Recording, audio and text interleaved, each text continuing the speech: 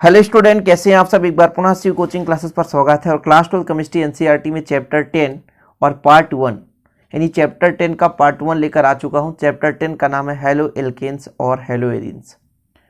Organic chemistry यहां से start होता है क्लास 12 में, और इसके बाद लगभग चैप्टर 10 है, फिर 11 है, फिर 12 है, फिर 13 है। मतलब आपकी 4 चैप्टर ऐसे हैं प्यारे बच्चों जो कि ऑर्गेनिक केमिस्ट्री है। अभी आप हेलो एल्केन, हेलो एरीन्स पढ़ रहे हो, फिर एल्कोहल, फिनाल, ईथर, फिर एल्डिहाइड, ये सब चीज़ आगे पढ़ोगे। एमीन्स, सारा चीज़ यहाँ पर यानी क्लास 12 पे आप पढ़ोगे।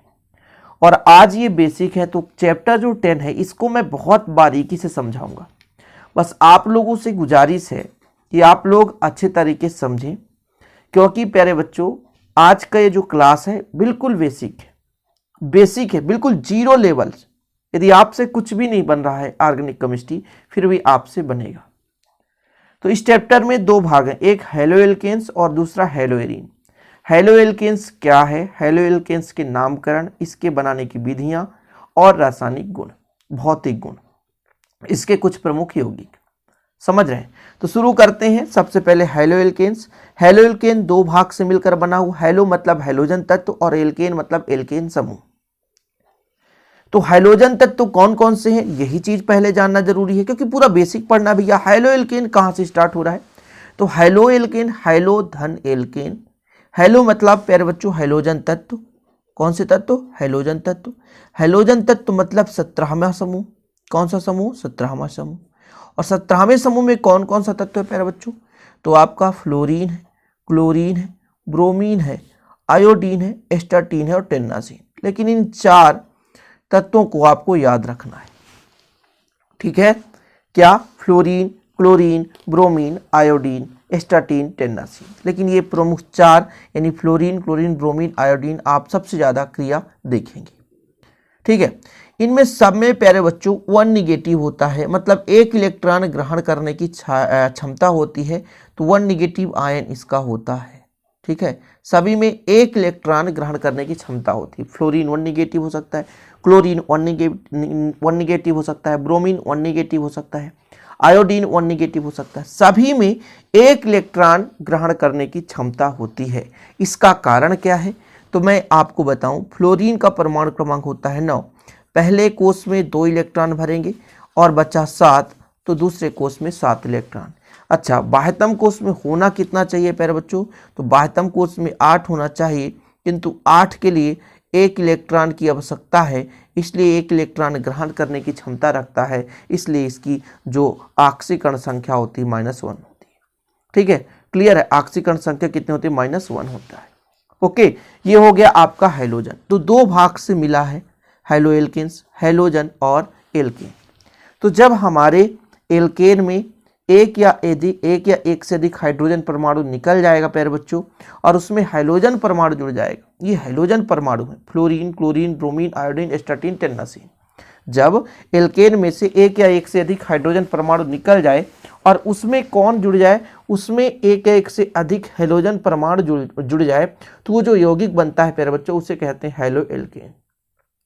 फिर इसको बांटा गया mono halo alkane, die halo alkane, try halo alkane, tetra halo alkane. मतलब मोनो हेलो एल्केन मतलब एल्केन में 1 हाइड्रोजन तत्व जुड़ा है। डाई हेलो एल्केन मतलब 2 हाइड्रोजन तत्व जुड़ा है। ट्राई हेलो एल्केन मतलब 3 हाइड्रोजन तत्व। टेट्रा मतलब 4 हाइड्रोजन तत्व।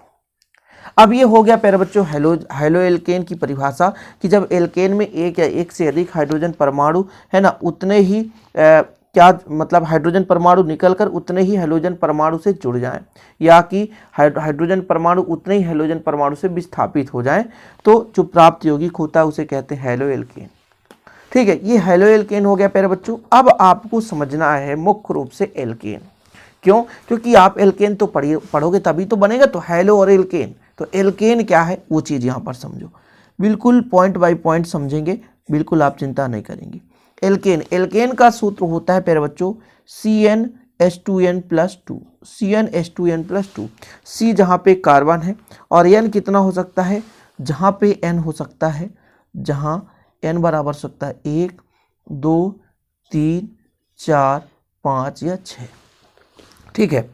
अब यहाँ पे यदि हम बात करें कि जब कार्बन की संख्या 1 हो तो उसे क्या कहा जाता है, जब कार्बन की संख्या 1 हो प्यारे बच्चों उसे कहा जाता है मेथ।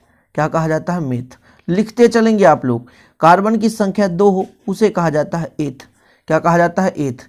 कार्बन की संख्या 3 हो उसे क्या कहेंगे? प्रोप। क्या कहेंगे? प्रोप। ठीक है, मेथ, एथ, प्रोप।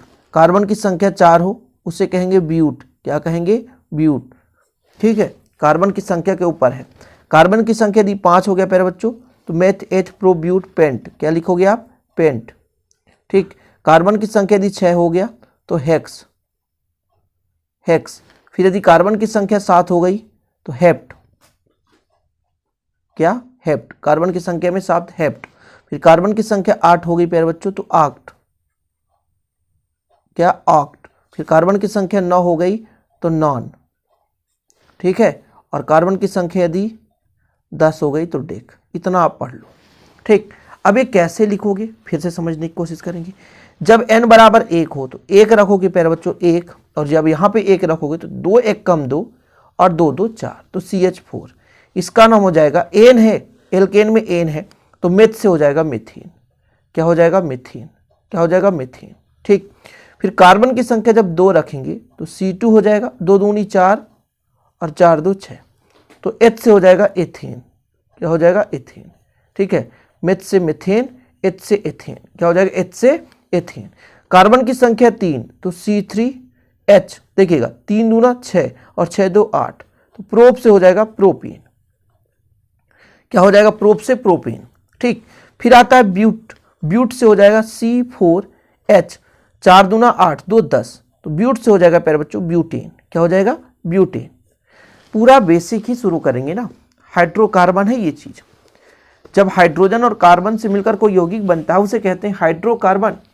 और कार्बन की अधिकतम वैलेंसी 4 हो सकती है, इससे ज्यादा हो नहीं सकती। इसलिए कार्बन 4 परमाणुओं से जुड़ सकता है, इससे अधिक जुड़ ही नहीं सकता, क्योंकि उसके बाह्यतम कोश में 4 है। 4 लेने या देने की क्षमता रखता है प्यारे बच्चों। इसलिए यहां पर यदि हम बात करें तो कार्बन की वैलेंसी 4 होती है। ठीक है, 14वें समूह का तत्व है, सबको पता है। जब कार्बन 5 हो जाएगा तो कितना हो जाएगा? C5 और 5 दूना 10 2 12। ठीक है, ये हो जाएगा प्यारे बच्चों पेंटीन। क्या हो जाएगा? पेंटीन। क्या? पेंटीन। फिर आपके पास 6 है तो C6H। 6 दूना 12, 12 2 14 तो फिर हेक्सेन। क्या हो जाएगा प्यारे बच्चों? हेक्सेन। ठीक है, फिर आगे चलेंगे। C आपका 7 हो जाएगा, H16 हो जाएगा तो हेप्टीन। क्या हो जाएगा? हेप्टीन। फिर आपका 8 हो जाएगा, फिर यहाँ पर कितना हो जाएगा?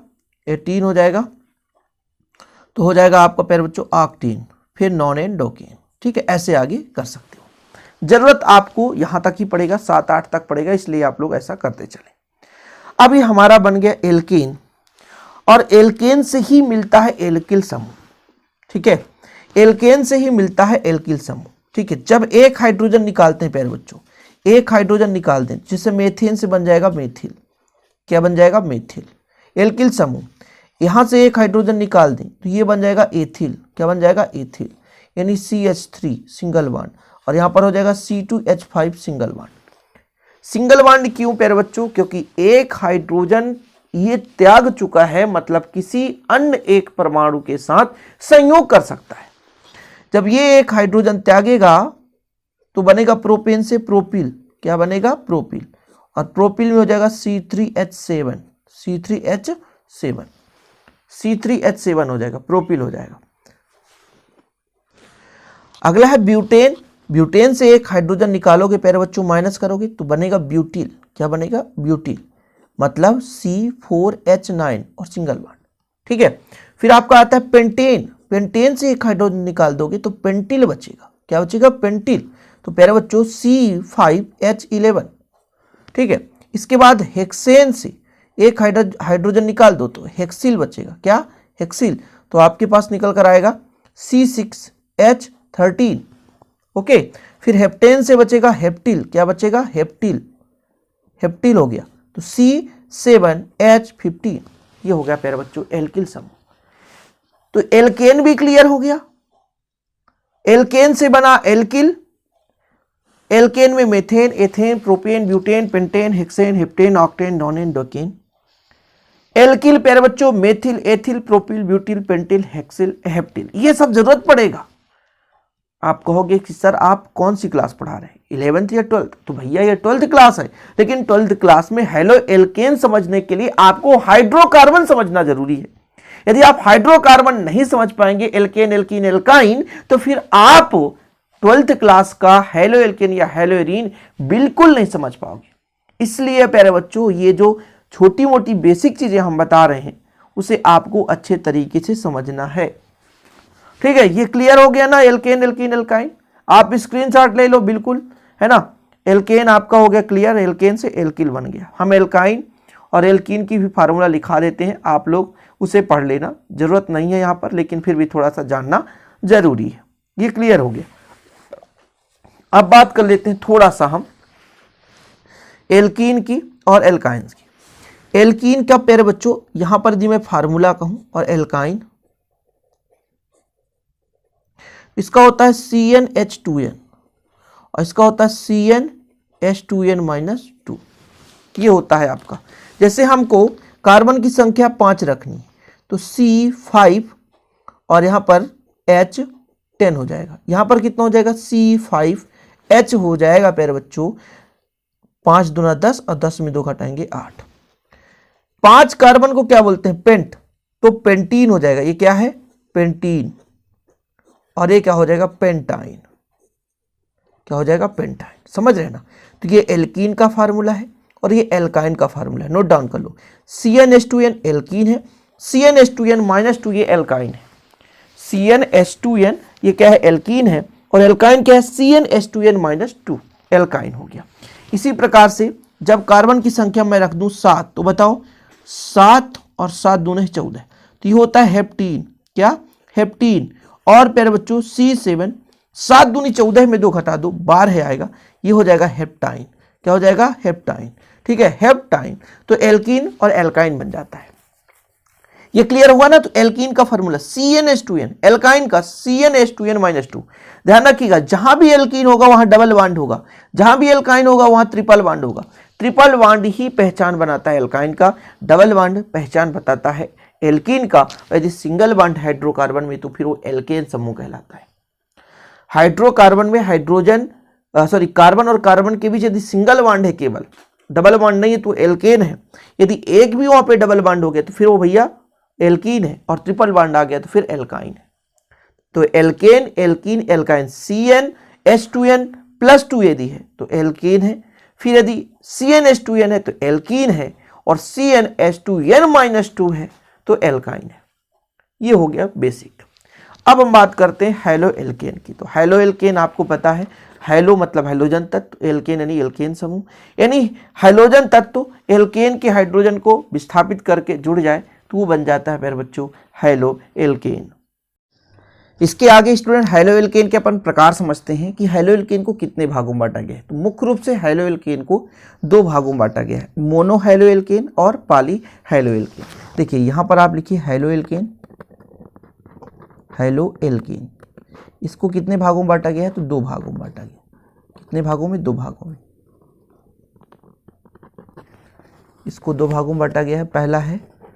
पहला है mono halo alkane, mono halo alkane, और दूसरा है पॉली हेलो एल्केन। जो आपका पॉली हेलो एल्केन है इसको 3 भागों में बांटा गया है, डाई, ट्राई और टेट्रा हेलो एल्केन। तो जो आपका सेकेंड है प्यारे बच्चों पॉली हेलो एल्केन, इसको जो है 3 भागों में बांटा गया है। कितने भागों में बांटा गया है, 3 भागों में बांटा गया। इसको आप 3 भागों में लिखेंगे, 3 भागों में। पहला आपका है डाई हेलो एल्केन, दूसरा है आपका try halo alkane, try halo alkane, और तीसरा है आपका टेट्रा हेलो एल्केन। इसके एक एग्जाम्पल मैं लिखूंगा तब आपको समझ में आएगा। जैसे आपके पास है CH4, CH4 स्टूडेंट कहने का मतलब CH4 में एक आपके पास मेथेन है और उसमें से एक हाइड्रोजन निकल जाए तो बचेगा CH3, और एक क्लोरीन जुड़ जाएगा। इसमें एक सिंगल हाइड्रोजन तत्व जुड़ा हुआ है, इसे कहेंगे मोनोहाइड्रोएल्केन। क्या बोलेंगे? मोनोहाइड्रोएल्केन। वहीं पे यदि 2 हाइड्रोजन निकल जाए तो आपके पास बचेगा CH2 और कितने क्लोरीन जुड़ जाएंगे? 2 क्लोरीन। तो ये आपका हो गया डाई, यानी 2 है तो डाई हाइड्रोएल्केन। 3 को बोलते हैं ट्राई, तो CH हो जाएगा और Cl3, ये है क्लोरोफॉर्म। क्या है? क्लोरोफॉर्म। तो ये हो गया आपका ट्राई हाइड्रोएल्केन। फिर ये भी हाइड्रोजन निकल जाएगा प्यारे बच्चों, तो हमारे पास बचेगा CCl4 कार्बन टेट्रा क्लोराइड। तो 4 यहाँ पर हाइड्रोजन तत्व, इसलिए टेट्रा हाइड्रोएल्केन बोलते हैं। यानी मोनोहाइड्रोएल्केन में आपको पता है कि केवल 1 हाइड्रोजन परमाणु होगा। डाई हाइड्रोएल्केन में प्यारे बच्चों 2 हाइड्रोजन परमाणु होंगे। ट्राई हाइड्रोएल्केन में बात करें तो 3 हाइड्रोजन परमाणु, और टेट्रा हाइड्रोएल्केन में बात करें तो 4 हाइड्रोजन परमाणु होंगे। तो इस प्रकार से हाइड्रोएल्केन को 2 भागों में बांटा गया, मोनोहाइड्रोएल्केन और पॉलीहाइड्रोएल्केन। पॉलीहाइड्रोएल्केन जो है 3 भागों में बांटा गया। ठीक है, कौन कौन सा? Di, tri, tetra hydroalkane. Clear है? इस प्रकार से आप एक एक यहाँ पर स्टूडेंट आपको पता है कि एक यौगिक भी देख लिया हमने। इसके बाद कुछ तथ्यात्मक चीज़ आपको समझना बहुत ज़रूरी है जब मैं यहाँ पर समझाने वाला हूँ। जैसे कोई भी आपके पास यौगिक मिल जाएगा, यौगिक में प्यारे बच्चों प्राथमिक, द्वितीयक और तृतीयक किसे कहते हैं? प्राथमिक, द्वितीयक और तृतीयक। जैसे प्राथमिक कार्बन कौन सा कहलाता है? यानी फर्स्ट ऑर्डर, सेकेंड ऑर्डर और थर्ड ऑर्डर। ठीक है, ये चीज़ मैं आपको यहाँ पर सिखाने वाला हूँ। बेसिक है, थोड़ा सा आप समझ लेंगे तो आसानी से कोई भी चीज़ समझ पाएंगे। यदि प्यारे बच्चों जैसे हमारे पास एक क्रियात्मक समूह X है और X के साथ कार्बन है, यदि ये कोई कार्बन है और किसी एक सिंगल कार्बन के साथ जुड़ा हुआ है, किसी सिंगल कार्बन के साथ जुड़ा हुआ है, तो इसको हम बोलेंगे प्राथमिक, फर्स्ट डिग्री। ठीक है, यहाँ पर देखिए 2 बांड है तो यहाँ पर CH2 कर सकते हैं और इधर CH3, तो प्राथमिक हो गया। प्राथमिक हाइड्रोएल्केन कहलाएगा ये। ऐसा क्यों? प्राथमिक हाइड्रोएल्केन क्यों कहलाएगा प्यारे बच्चों? क्योंकि यहाँ पर क्रियात्मक समूह के साथ जो कार्बन जुड़ा हुआ है उसके साथ केवल और केवल सिंगल कार्बन जुड़ा है।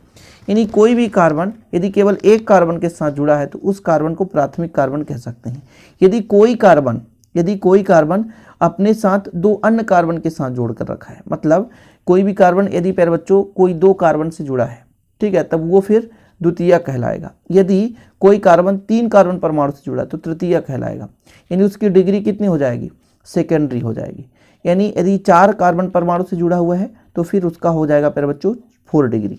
जैसे मैं यहाँ पर बता दूँ, ये आपके पास सिंगल कार्बन है, इसके साथ जुड़ा हुआ क्लोरीन, यहाँ पर 2 CH3 जुड़े हुए हैं, 2 CH3 जुड़े हुए हैं। ठीक है, और यहाँ पर एक H जोड़ दो। तो यहाँ पर यदि आपसे कहूँ कि आर्डर बताओ या डिग्री बताओ भैया, तो इसको हम फर्स्ट डिग्री कह सकते हैं। ये भी एक कार्बन से जुड़ा है, इसको भी हम फर्स्ट डिग्री कह सकते हैं, प्राथमिक कह सकते हैं। और ये भी एक कार्बन से जुड़ा प्यारे बच्चों, इसको हम फर्स्ट डिग्री कह सकते हैं। यहाँ पे जितने भी कार्बन हैं तो सभी के सभी किसी अन्य कार्बन से जुड़े हैं, लेकिन केवल और केवल एक ही कार्बन से जुड़े हैं। ये क्लियर हो गया। अब देखिएगा और कई सारे यौगिक बताऊंगा तब आपको समझ में आएगा। जैसे CH3 कर दिया, यहाँ पे C है, इधर भी CH3 कर दिया, इधर भी CH3 कर दिया, फिर प्यारे बच्चों ये C है, फिर CH3 कर दिया और यहाँ पर आपका CH2 है। ठीक, अब इन सभी कार्बन को आपको डिनोट करना है कौन सा प्राथमिक है, प्राथमिक कार्बन, द्वितीय कार्बन, यानी फर्स्ट, सेकेंड, थर्ड, फोर्थ क्या ऑर्डर है इन पर।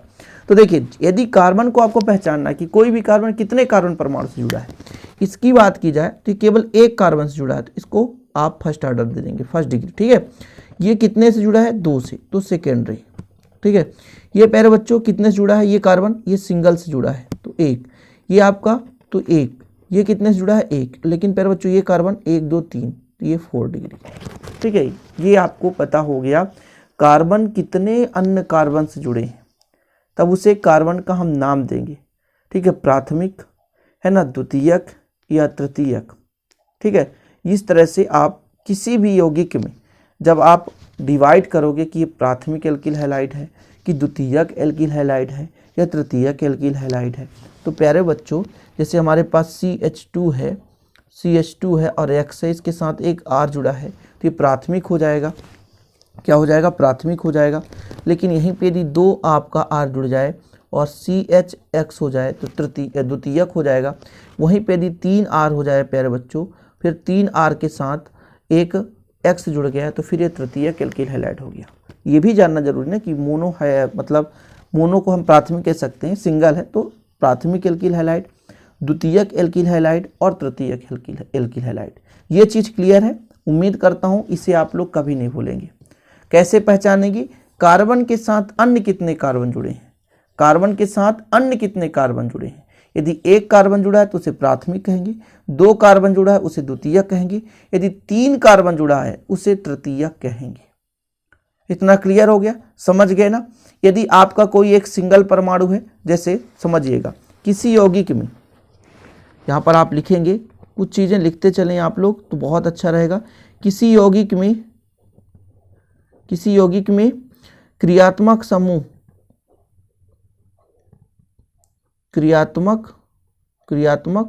समूह की